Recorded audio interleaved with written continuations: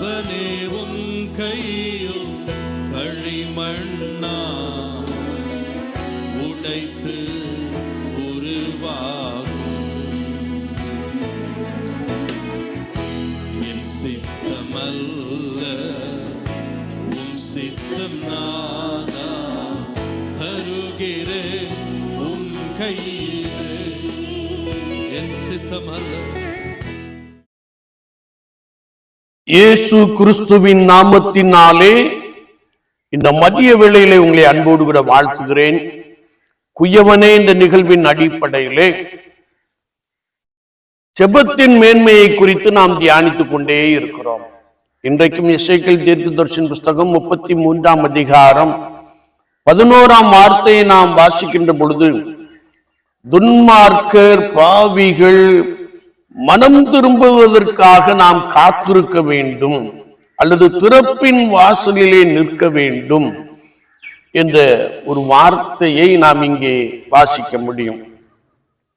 துன்மார்க்கர் அநேகர் காணப்படுகிறார்கள், அக்கிரமக்காரர்கள் பெருகிக் கொண்டே இருக்கிறார்கள், சுவிசேஷத்தின் எதிர்ப்பாளர்கள் அக்கிரம செய்கைகளை செய்து கொண்டே இருக்கிறார்கள், பாவிகளும் பெருகிக் கொண்டே இருக்கிறார்கள்.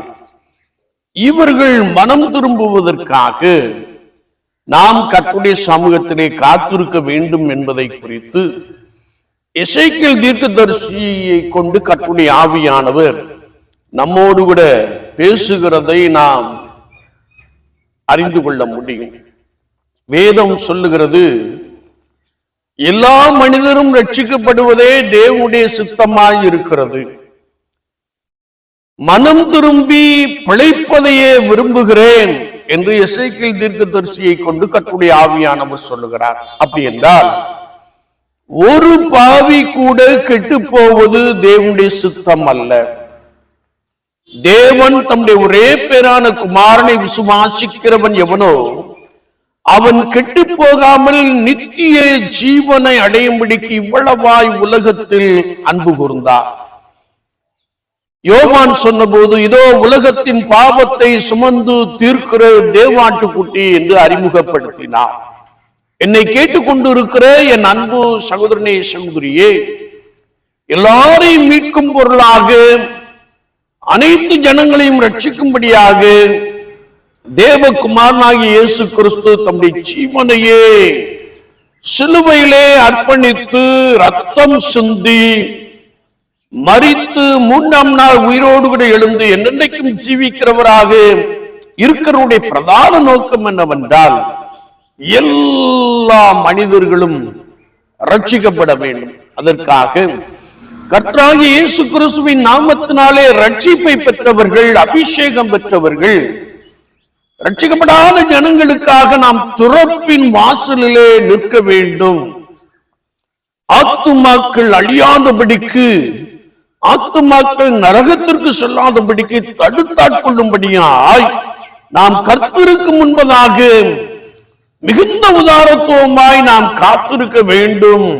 கண்ணீரோடும் பாரத்தோடும் நாம் ஜெபிக்க வேண்டும் என்பதை குறித்து வேத வாக்கியங்கள் நமக்கு மிக தெளிவாக கற்றுக் கொடுக்கிறது. விசுவாச வாழ்க்கையிலே இன்னும் நான் எனக்குத்தானே ஜெபம் பண்ணி கொண்டிருக்கிறேனா? என்னுடைய வளர்ச்சிக்காக, என்னுடைய ஆசீர்வாதத்திற்காக? இது காலம் அல்ல. இந்த காலத்தில் நீ மௌனமாய் இருக்க வேண்டிய அவசியம் இல்லை.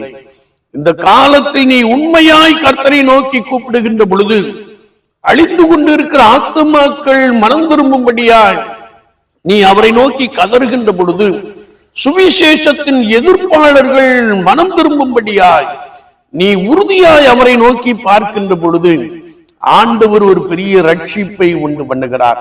எப்படி சவுலை வேறொளியின் மூலமாய் சந்தித்து பவுலாய் மாற்றினாரோ அதே தேவன் இன்றைக்கும் ஜீவிக்கிறார். அப்படிப்பட்டவர்களை ரட்சித்துக் கொள்ள அவர் போதுமானவராக இருக்கிறார்.